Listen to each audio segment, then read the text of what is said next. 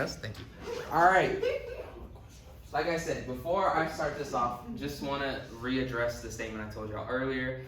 For those who are seeing this on video, in the last video, Denise made a assessment of something that we were talking about, and then I rebutted.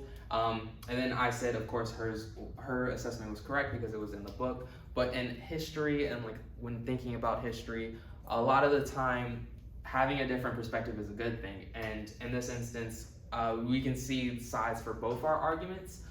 You can see the argument to Denise's, you can see the argument to mine and Dylan's. So having conflicting views is always a good thing. It always helps you understand further about the thing, like the historical thing you're learning. So I just wanted to address that just to give a little like reasoning. So I don't want you to think that like, oh, I was wrong, and I'm like, oh, it's not a good thing because I'm wrong and she's right. But having two different perspectives is a great thing to have. And for instance, like I said, there was one that states that it was an economic reason, not a religious, but you can see both perspectives.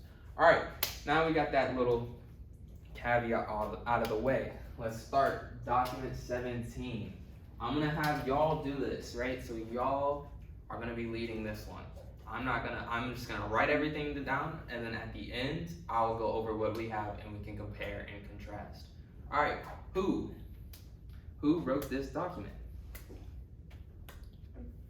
General Assembly of Maryland. Okay. That's the consensus of everyone? I'm just gonna put lawmakers because I don't feel like writing all that out. All right, what or topic of this document? An act concerning Negroes and other slaves. Okay, so slavery. And 1664. 1664. But one thing I just want to address, also at language, we're getting in an area with a lot of like, we're gonna see a lot of like, basically like, more of the, like the words I'm trying to look for, like more of the like controversial language, right? Is it not recording? No, you're recording. Low power. Low power. On low power already? Yeah, for 20%. We gotta make this quick. So we got a lot of controversial language, and just try to make sure that you're very, I guess, politically correct in this instance. So I like to just refer to like things as like slaves and stuff, as Denise says, Negroes. There's nothing like historically, there's nothing wrong with that, but just typically it's just better if you try to avoid stuff like that. I know the text says it, and Sorry, I just read it off. no, it's good. No, I'm just it's fine. And like if you don't have that like understanding, but just keep that in your mind when you're talking about it.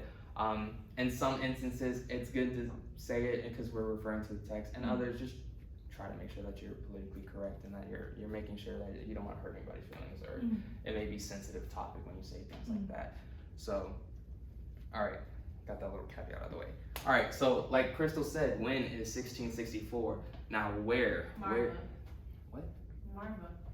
Baltimore, Maryland. No, that's from 1883. Wait, can you say that one more time? Marva. You mean Maryland? Maryland with Virginia is called Marva. Okay. You're throwing me. That's why I was like, are you trying to say this? Like, what are you trying to say? All right. Marva. The context mentions Maryland and Virginia, but in this actual document, it only refers to Maryland. So you would be correct for the context part, but for the actual document part, it would be Maryland. All right, that's the only place I'm going to step in, so I'm going to let y'all finish the rest. All right, historical context. What's going on around this time? Segregation. Segregation, okay. And what sense? Slavery. Why?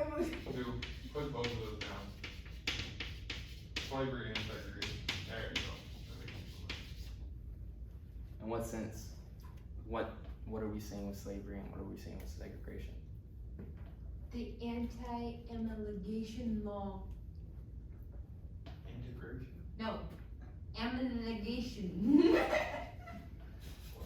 Passed September 20th. This year. Okay, so 1664. So, though that is good historical context, what she is referring to is an anti-intermarriage Oh, she's looking at that part of Yeah, so because this isn't just a sect of a whole bunch of stuff. yeah, so if you want to get into the nitty gritty of things, yeah, look for those things like Crystal was doing. But I'm thinking more about big historical context. Look at the big picture when you're talking about historical context. So like main topics, main ideas that are going on this time. Like Mark Dylan said. Williams gets Rhode Island. If we're talking about the colonies, yes, that is great context. But in this instance, we're referring more to about slavery and segregation. So things along that line are things that also what the document talking about, the end of indentured servitude we see. So there is one event in particular.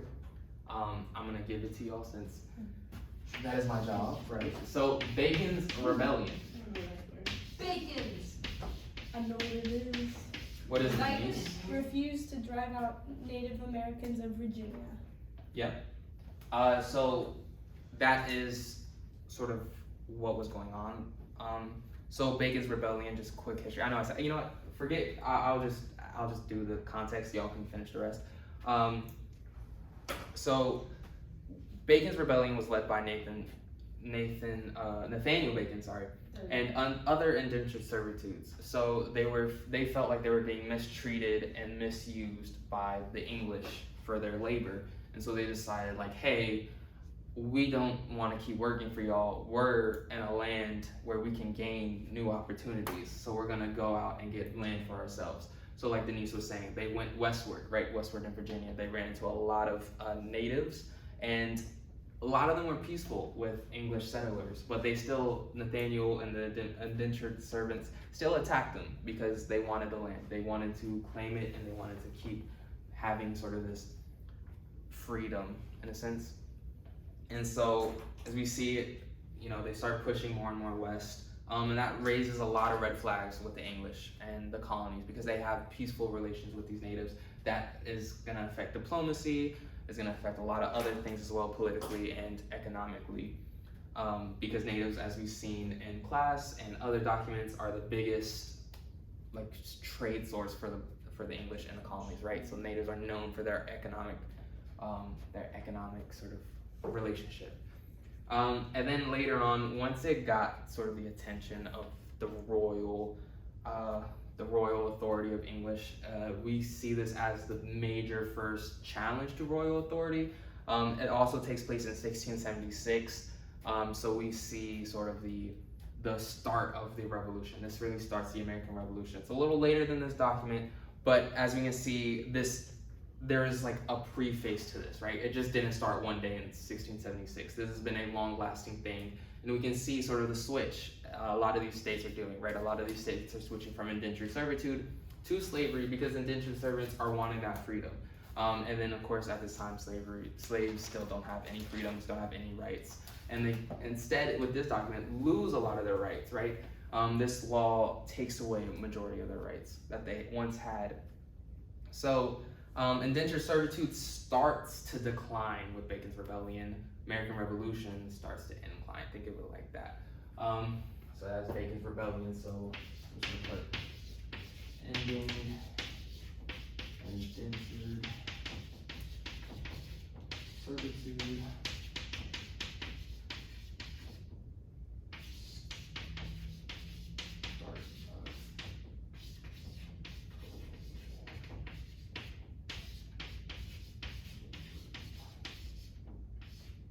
Alright, so ending indentured servitude, start of colonial slavery. Alright, audience. Who is this document talking to? Say this. It's talking to the all of the public, but specifically telling Negroes and people that may try to help the Negroes, try to be with the Negro. Look, I completely forgot. Sorry. No, I never it's do completely this in fine. my life. But they're just basically saying that black people and white people, anybody who's doing against what they are gonna lay out, are going to have to be slaves for even longer and stuff. And their lives are gonna get even more controlled. I don't know. My one question to that is, can slaves read at this time? No. So is it talking to the slaves then? It's talking to the people to not. Yeah, Talking to exactly. the Talking to the colonists. colonists to say And who are the colonists? Like though? the white women specifically, like don't, marry the black people and slaves and stuff, or you're going to be slaves. Like were indentured servants probably able to read, like, because they Most, came here. some probably, can, others can't. Right. Depends. specifically, Yeah. Mostly to So the it might just be citizens free. because Does the audience just They'll be anybody able to read. I would say Who more would- Maryland and Virginia citizens, yeah. Yeah. since that's the lawmaker said it's for. You're right. Mhm. What were you gonna say, Denise? Exactly that. Citizens. So what I put is essentially that Maryland's. I can read or something like that. Drink those brain things. So Maryland constituents. Constituents is a political term basically that refers to a population or citizens. And in this instance, when we refer to citizens, it was mainly white working men, white landowners, white women, like KJ said. They were also told to stay away from marrying black individuals. All right, lens. What lenses do you all see? Social, for sure. In what instance? Or in what context? I don't know the word I'm looking for. I can't put it. I mean, it applies to the masses, Yeah. so it affects everybody basically. Well, most people. And If you it's had gonna- slaves, it applies to like the slave owning public. If you are a slave, it affects you. And yeah, even though they can't necessarily Yeah. read it, it still affects slaves.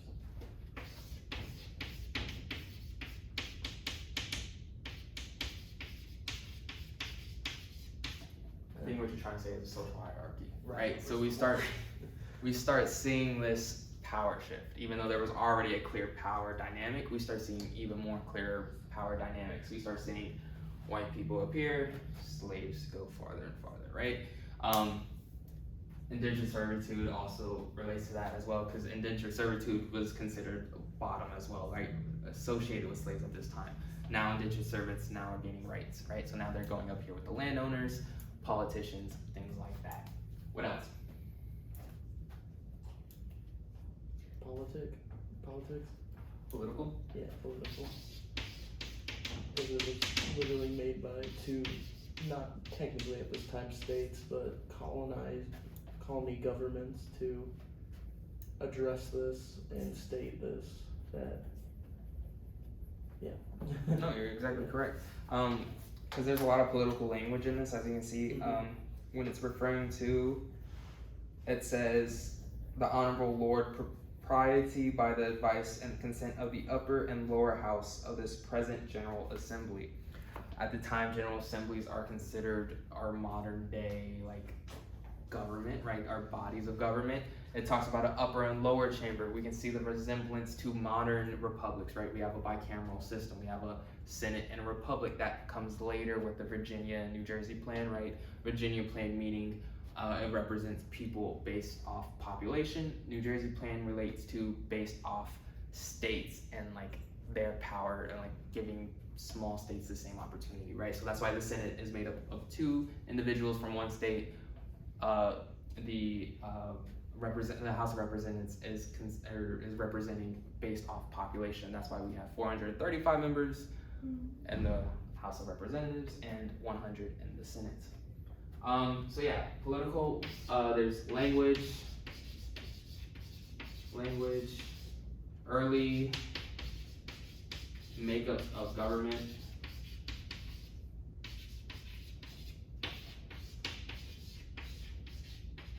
Alright. What else? What else do we see? Probably economical. In what sense? The indentured servants started gaining rights, and the enslaved people are losing more of their rights in some sense, even though they didn't really have any to begin with. If we're talking about rights, wouldn't that be political? I would argue that on the economic side, it dehumanizes them and turns them into property, which would be economic. And the fact that like they're keeping the line of slaves regulated by regulating has, sorry, I'm thinking about two different classes at the same time. It's all good. Same context of stuff, but basically they're just trying to, they wanna say like, hey, you can sleep with these people will continue to be slaves, like you're gonna be born into slavehood, Is so. that economic or is that social? It's that economic, like, cause basically all of their economy is based on, the food that they, you know what I'm saying. Anyway, but they're keeping that going with the social structure, so isn't that some kind of like? Well, you said it right there, social structure, so that goes back to that social But hierarchy. they're all But they're related. making money off of the fact that these people are living and will always live in servitude. So. But then that, you can tie that with property, sorry Nick, we're Yeah, getting you're right back to fine. you. That's going back to property in a sense, But so, they're turning the slaves basically into property. They already They are They're not They're turning. property. Yeah. The doctor turning into That it, makes me but- mad. Well, in the document, they're turning into it. Yeah. They're Well, not- What were they're you gonna saying that other, Yeah. these lesser, these people are more than just you are, so they can have free life after 20 years, but you can't. yeah, Like, you know, I know, I see it's what you're saying. interesting. Alright, It's just like, yeah, at the time, property are like products, and in a business sense, like the longer you can have these products that function the same without having to like purchase new products, is There we you're go. gonna get more money Yeah. because you're gonna have slaves longer, and they're seen as property or products. So that's the economic side of it. okay, so, Thank you for knowing That made a lot of sense. my brain. I think it's also two sides of the spectrum. That's for Agreed. more of the like the citizens that this is directed to, but it's also the loss of economic opportunities for the slaves. That they lose the opportunities of being able out to go and get jobs and bring that.